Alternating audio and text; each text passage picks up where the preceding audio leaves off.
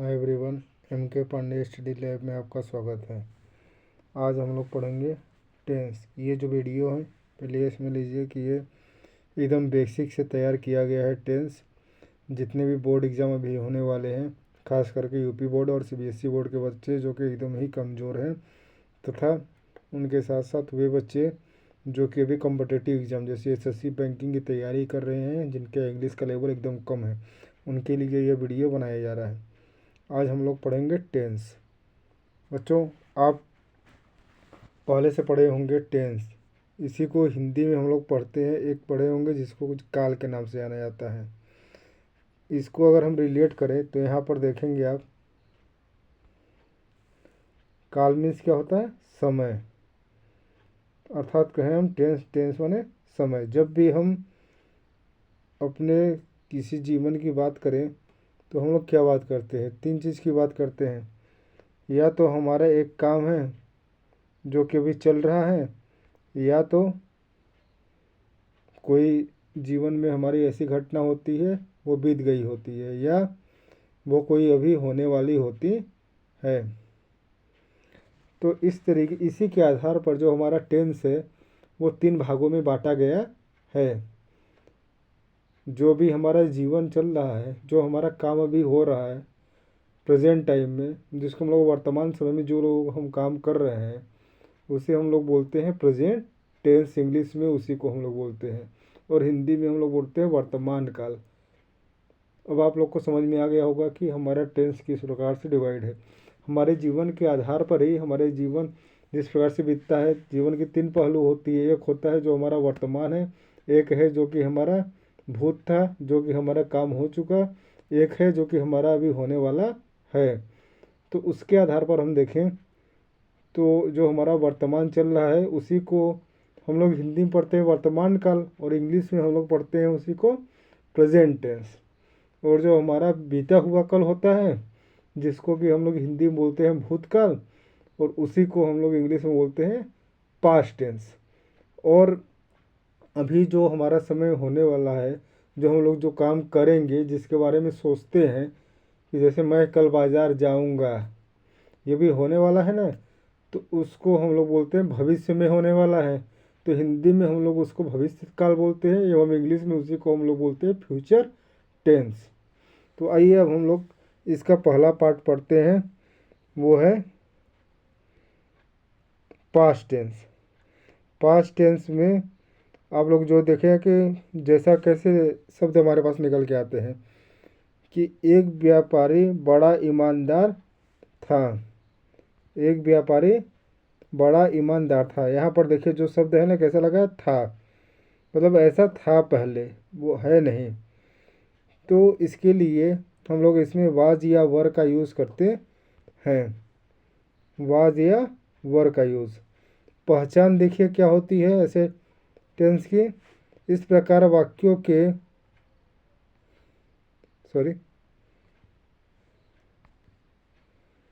अंत में था, थे, थी आदि शब्द आते हैं।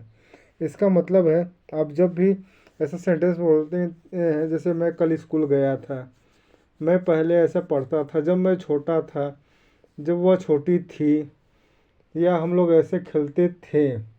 अगर कोई एक पर्सन के बारे में बात होती है और वो मेल को रेफ़र करता है अगर, तो वहाँ पर था लगता है।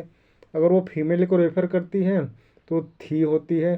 तथा वो एक समुदाय की बात होती है, अगर ग्रुप में काफ़ी सारे लोग हैं तो उसके लिए थे जैसे वर्ड का यूज होता है।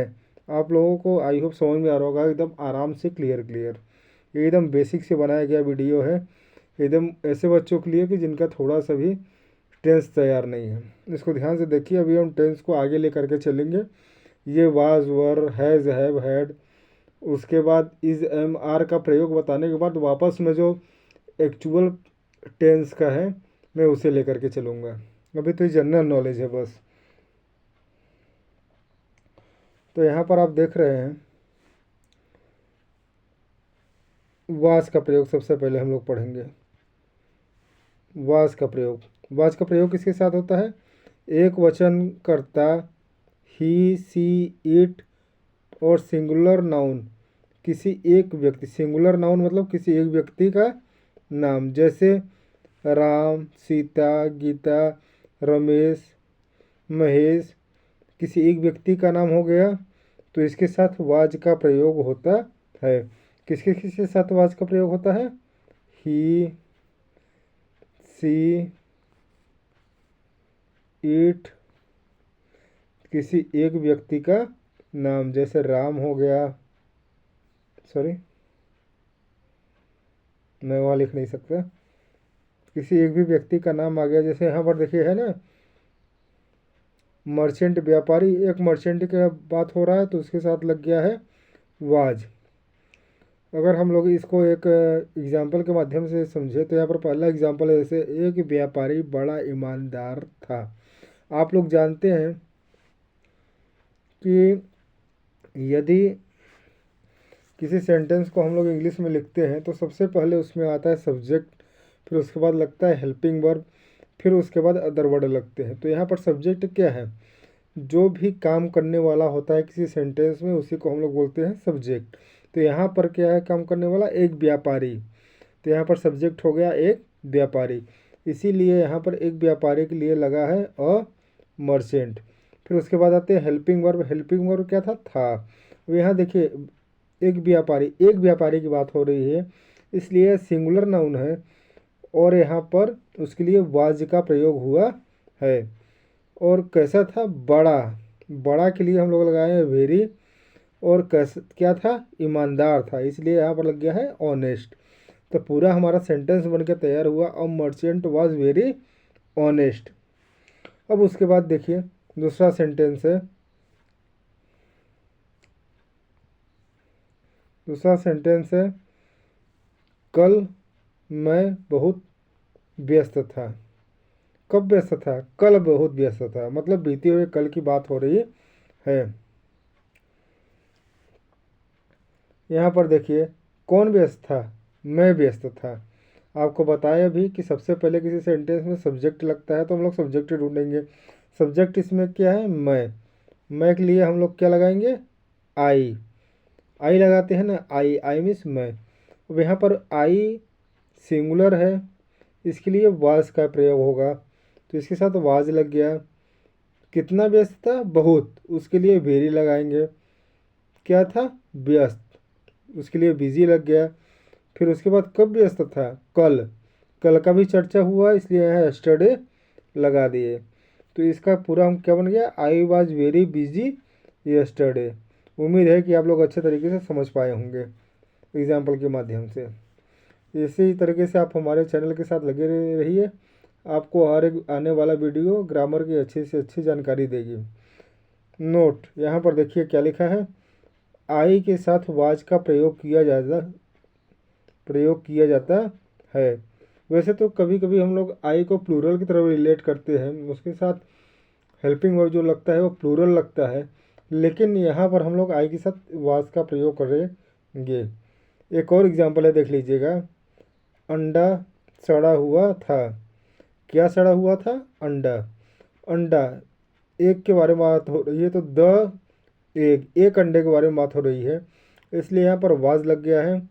कैसा था? सड़ा हुआ था, उसके लिए सड़ा हुआ का रोटेन। सो हमारा क्या सेंटेंस बन के आ गया? The egg was rotten. अब हम लोग पढ़ेंगे वर का प्रयोग। वी, यू, दे और बहुवचन के साथ वर का प्रयोग किया जाता है। बहुवचनकर्ता जैसे क्या होते हैं? Two or more than person, दो या दो से अधिक व्यक्ति के साथ बहुवचनकर्ता, उनके साथ हम लोग क्या करते हैं? वर का प्रयोग करते हैं। वी मीन्स हम लोग की जब बात होती है तो बहुत सारे हो गए।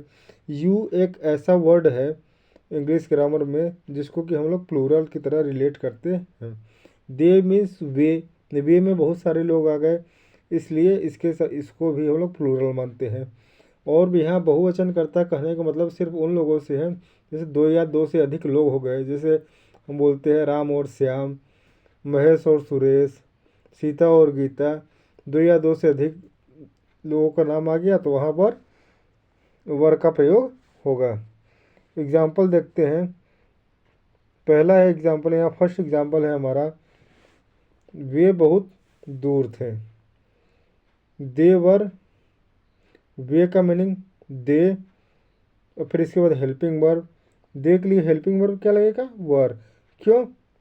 क्योंकि यहाँ पर जो दे है वो प्लूरल है, इसलिए वर लग गया। कितने दूर थे? बहुत दूर थे, तो बहुत के लिए वेरी, दूर के लिए फार। दे वर वेरी फार। हम वहाँ अजनबी थे। तो यहाँ पर देखिए, इस हम वहाँ अजनबी थे, दूसरे सेंटेंस में हम के लिए क्या है लगाते हैं हम लोग? वी। और वी के बाद हमको हेल्पिंग वर्ब लगाना है, तो हेल्पिंग वर्ब क्या है? वी हो गया प्लूरल, तो इसके बाद प्लूरल हेल्पिंग वर्ब यहाँ पर होता है वर। क्या थे? अजनबी थे। अजनबी के लिए हम लोग लगाते हैं स्ट्रेंजर्स। यहाँ देख लिए लगा है। और कहाँ? वहाँ अजनबी थे, इसलिए वहाँ पर वहाँ के लिए हम लोग देयर लगाए हैं। इसलिए पूरा सेंटेंस हमारा निकल के क्या है? We were strangers there. Third example देखिए, वे जूते सुंदर और टिकाऊ थे। तो कौन से जूते? वे जूते। तो वे के लिए हम लोग जूते लगा रहे हैं, इसलिए हम लोग आएंगे those shoes. Helping verb shoes, वहाँ बहुत सारे शूज़ आ गए, इसलिए हेल्पिंग वर्ब वर लग जाएगा। कैसे थे? सुंदर थे। सुंदर के लिए यहाँ फाइन लगा है, और के लिए एंड, टिकाऊ के लिए ड्यूरेबल। तो पूरा सेंटेंस क्या होना? दो shoes were fine and durable. मतलब वे जूते सुंदर और टिकाऊ थे। नेक्स्ट एग्जाम्पल और देख लीजिएगा, आप लोगों को अच्छे समझ में आ जाएगा। वे तुम्हारे झगड़ालू, सॉरी मात्रा थे, यहाँ लिखा है मित्र थे रहेगा, माफ़ कीजिएगा। वे वहाँ पर बहुत सारे लोगों की बात हो रही है, इसलिए यहाँ पर हेल्पिंग वर्ब लगा है दे, सॉरी सब्जेक्ट लगा है वे दे। इसके दे हो गया प्लूरल सब्जेक्ट हो गया, तो उसके लिए साथ प्लूरल हेल्पिंग वर्ब भी लगेगा वर। दे वर क्या थे? तुम्हारे। तुम्हारे के लिए लगा है योर। झगड़ालू के लिए क्वेरलसम। और मित्र के लिए, सॉरी ये मात्रा जो है, मात्रा नहीं मित्र रहेगा, इसके लिए फ्रेंड लगा है। टोटल सेंटेंस क्या निकल के आ गया? दे वर योर क्वेरलसम फ्रेंड। अब यहाँ पर नीचे कुछ एक्सरसाइज का क्वेश्चन भी दिया गया है हिंदी का, इसको आप लोग को करना है और हमें कमेंट में इसका आंसर भी बताना है। अब हम लोग आते हैं निगेटिव सेंटेंस पर।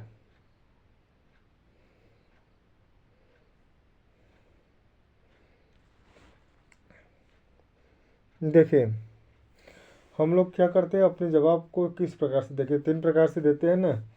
जिस प्रकार से टेंस 3 प्रकार का होता है, उसी प्रकार से हम लोग अपना जवाब भी 3 या 4 प्रकार से देते हैं। एक तो साधारण शब्द बोलते हैं, जैसे मैं बाजार गया था। दूसरा बोलते हैं कि मैं बाजार नहीं गया था। नकारात्मक जवाब देते हैं, या तो प्रश्न पूछने का काम करते हैं, क्या मैं बाजार गया था? या फिर क्या बोलते हैं, क्या मैं बाजार नहीं गया था? इस तरीके से जो हमारा कोई भी टेंस है वो कितने भागों में डिवाइड है? उसका अफर्मेटिव बनता है, निगेटिव बनता है, इंट्रोगेटिव बनता है, और एक इंट्रोगेटिव निगेटिव बनता है। तो हम लोग ऊपर जो पढ़े वो अफर्मेटिव सेंटेंस पढ़े। अब हम लोग पढ़ेंगे यहाँ पर, देखिए सेकंड है, चूँकि हमारा देखिए पीडीएफ थोड़ा सा लिख दिए हैं पास पास, इसलिए वो छोटा दिख रहा है। आप लोग समझिएगा, थोड़ा सा ध्यान देंगे तो समझ में ज़रूर समझ में आएगा। यहाँ दूसरा है हमारा नेगेटिव सेंटेंस, जिसको हम लोग बोलते हैं हिंदी में नकारात्मक वाक्य। इसका रूल क्या है?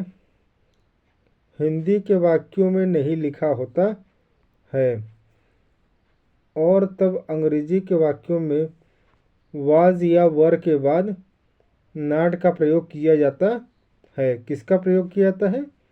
नॉट का प्रयोग किया जाता है। इसमें देखिए हेल्पिंग वर्ब जो होता है, क्या होता है? वाज या वर, इसके साथ हम लोग किसका प्रयोग करते हैं? इसके बाद तुरंत लगा देंगे नॉट। अब उम्मीद है आप लोग को समझ में आ गया होगा। तो इसका सब्जेक्ट का जो स्ट्रक्चर, सेंटेंस का स्ट्रक्चर बन के आता है, वो पहले सब्जेक्ट होगा, फिर उसके बाद आएगा हेल्पिंग वर्ब वाज या वर, फिर उसके बाद नॉट, फिर उसके बाद अदर वर्ड। इसको पूरा नोट कर लीजिएगा, एक कॉपी बना के, अदर वर्ड समझ में आएगा ना। तो ये अब हमारे पूरे सेंटेंस का एक स्ट्रक्चर होता है। अगर हम लोग नेगेटिव का पढ़ते हैं तो देखिए क्या लिखा है। हमारा पहला एग्जाम्पल है, बाग के सब अंगूर खट्टे नहीं थे। किसके? बाग के सब अंगूर खट्टे नहीं थे। तो आपको इसके में हम आपको सब्जेक्ट पहचानना भी बता दें तो क्या चीज़ खट्टे नहीं थे? अंगूर खट्टे नहीं थे। किसके बारे में बात हो रही है? अंगूर के बारे में बात हो रही है। इसलिए इसमें जो हमारा सब्जेक्ट है वो हो गया अंगूर। लेकिन जो अंगूर थे वो सभी थे, इसलिए देखिए सभी के लिए यहाँ पर जो लगा है वो आल लगा है।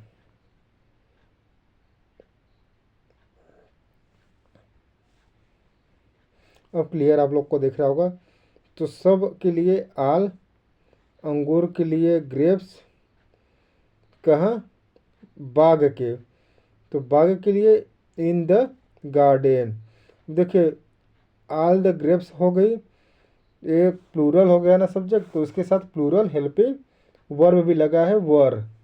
इसी के तुरंत बाद देखिए नेगेटिव है ना, खट्टे नहीं थे। नहीं जैसा शब्द आया है इसलिए यहाँ पर लग गया नॉट। क्या नहीं थे? खट्टे नहीं थे। तो खट्टे के लिए लग गया सावर। सावर मीन्स खट्टा। इसलिए हमारा पूरा जो सेंटेंस बन के आया है वो हो गया, all the grapes in the garden were not sour. And second है हमारा, तुम्हारा सिद्धांत व्यवहारिक नहीं था। किसका सिद्धांत? तुम्हारा सिद्धांत। तो इसका हो जाएगा, तुम्हारा सिद्धांत ये हो जाएगा, सब्जेक्ट बन जाएगा। तो तुम्हारा के लिए लगता है योर, सिद्धांत के लिए लगता है प्रिंसिपल, क्या था के लिए वर। चूँकि यहाँ पर सब्जेक्ट प्लूरल है तो हेल्पिंग वर्ब भी प्लूरल। तो इसी के बाद देखिए यहाँ पर नेगेटिव नहीं लिखा है ना शब्द, तुम्हारा सिद्धांत व्यवहारिक नहीं था। तो इसके नहीं के लिए हम लोग लगा दिए वर के बाद तुरंत नॉट। जैसा आपको पहले बताया था कि स्ट्रक्चर की subject plus helping verb plus not plus other word. फिर उसके बाद क्या ना, व्यवहारिक। तो प्रैक्टिकेबल है ना, व्यवहारिक के लिए प्रैक्टिकेबल। तो हमारा पूरा सेंटेंस निकल के क्या है बच्चों? Your principle were not practicable.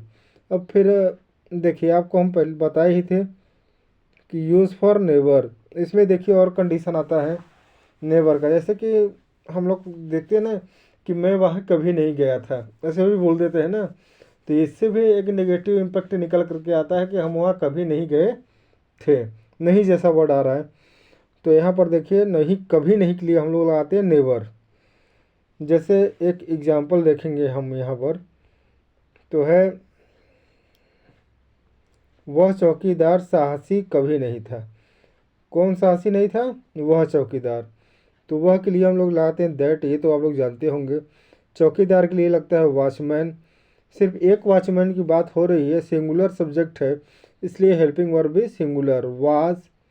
अब देखिए कभी नहीं है तो इसके साथ नेवर। साहसी के लिए लगा दिए courageous, that watchman was never courageous. बच्चों उम्मीद है कि आप लोगों को बहुत अच्छा समझ में आ रहा होगा। अब इसके लिए आप लोग को प्रैक्टिस क्वेश्चन भी नीचे दे दिए है। जैसे उसका इरादा अच्छा न था, अकबर पढ़ा लिखा नहीं था, वे गणित में अच्छे नहीं थे, मैं उस निवास स्थान के अंदर कभी नहीं था, मैं जूते कभी नहीं बेचता था। इसका आप लोग कमेंट में आंसर दीजिएगा तो हमें पता चलेगा कि कितने बच्चे इसे देखे हैं, और लाइक करेंगे तो इससे हमारा हौसला बढ़ता है।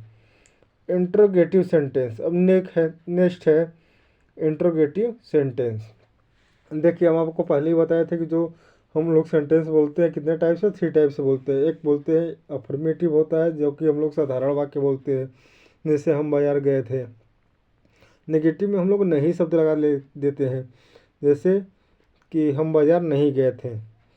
और दूसरा होता है, तीसरा होता है यहाँ पर, क्या हम बाजार गए थे, मतलब प्रश्न पूछने वाले बात आती है। या फिर बोल देंगे, एक होता है जो कि शब्द क्या से चालू होता है, दूसरा होता है क्या, क्यों, कैसे शब्द जो प्रश्नवाचक वाक्य होते हैं वो बीच में आ जाते हैं। जैसे तुम बाजार कैसे गए थे। अब यहाँ पर देखिए इस सेंटेंस में तुम बाजार कैसे गए थे, इसमें कैसे आ गया बीच में। इसलिए जो हमारा इंट्रोगेटिव सेंटेंस है वो भी इसके आधार पर हम लोग दो भाग में बांटते हैं।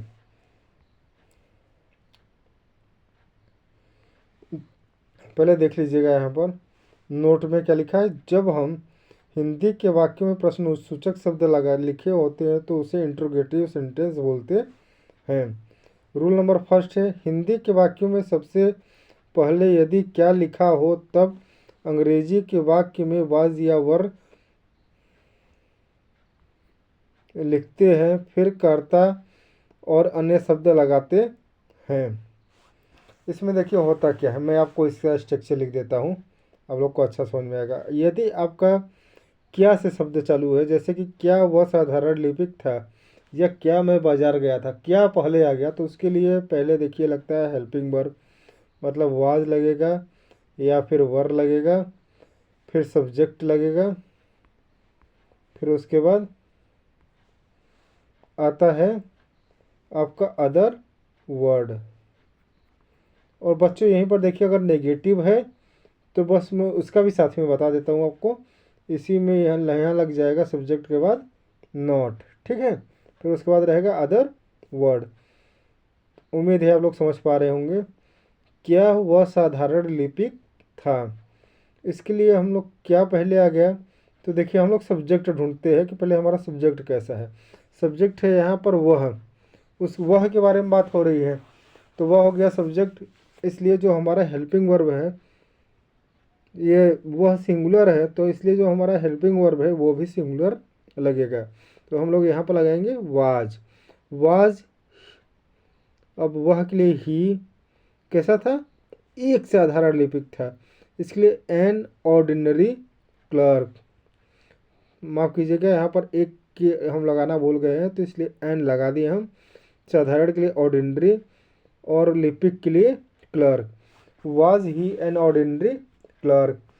क्या आप वहाँ जाने के उत्सुक थे, देखिए क्या आप वहाँ, आप के लिए हम लोग जानते हैं यहाँ लगाते हैं यू, आप बोले या तुम बोले। तो यहाँ पर यू के लिए आपको पहले ही बता दिया कि यू प्लूरल में जाता है सब्जेक्ट में, इसलिए इसका हेल्पिंग वर्ब जो होता है वो भी प्लूरल होता है। तो यू के साथ हम लोग वर का यूज़ करते हैं, इसलिए यहाँ पर जो हमारा सेंटेंस स्टार्ट होगा वो वर से होगा।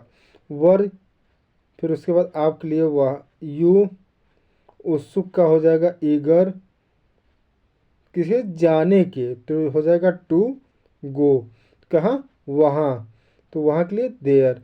वर you eager to go there.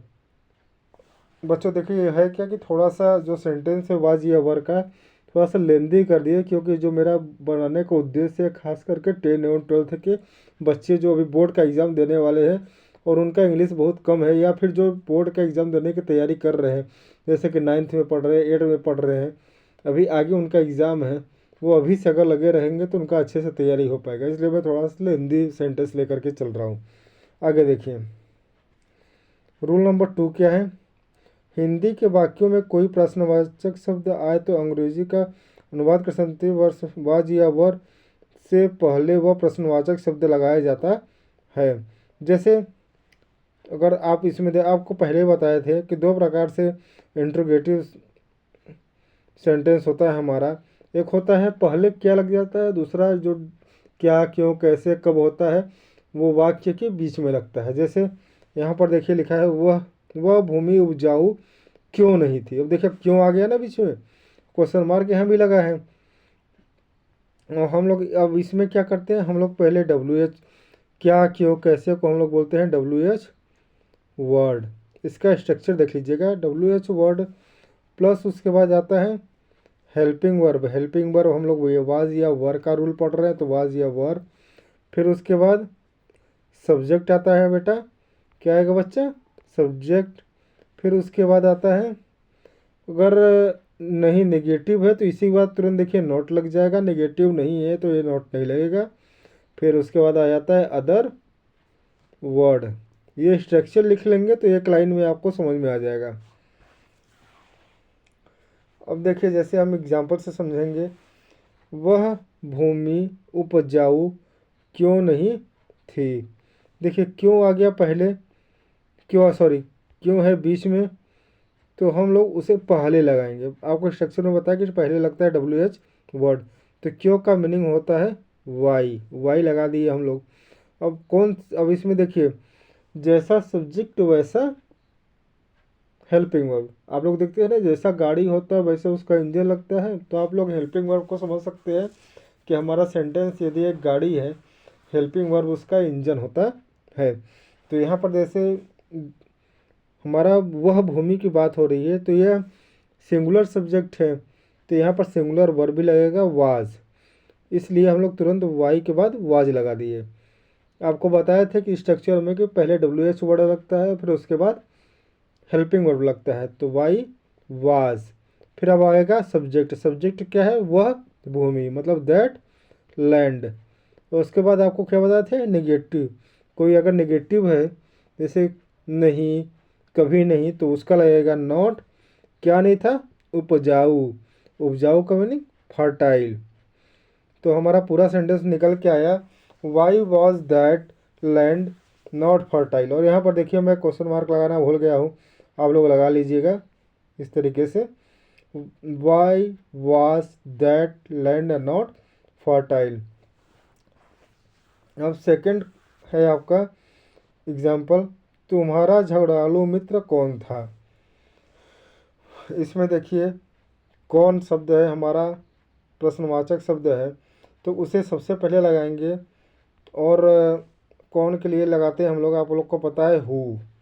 Helping verb देखिए, कौन झगड़ालू था, तुम्हारा मित्र। तुम्हारा मित्र के लिए हम लोग लगाएंगे तुम्हारा झगड़ालू मित्र, तो हो जाएगा, सॉरी माफ़ कीजिएगा, यहाँ देखिए पूरा जो सब्जेक्ट है वो है तुम्हारा झगड़ालू मित्र।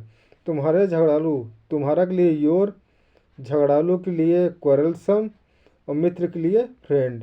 तो लिखेंगे हु वाज योर क्वेरलसम फ्रेंड। अब इसके लिए एक्सरसाइज के लिए कुछ क्वेश्चन है, इसका आप लोग स्क्रीनशॉट ले लीजिए। और देखिए इस चैनल को आप लोग सब्सक्राइब कर लीजिए, लाइक करिए और शेयर जरूर कीजिएगा अपने मित्रों को। और ऐसे ही हमारा एक व्हाट्सएप चैनल है MK पांडे स्टडी लैब, इसको ज्वाइन कर लीजिएगा, तो इससे आने वाले जितने भी PDF है आपको उस पर मिल जाएंगे। और अधिक जानकारी के लिए इस चैनल को सब्सक्राइब जरूर कर लें। Thank you everyone.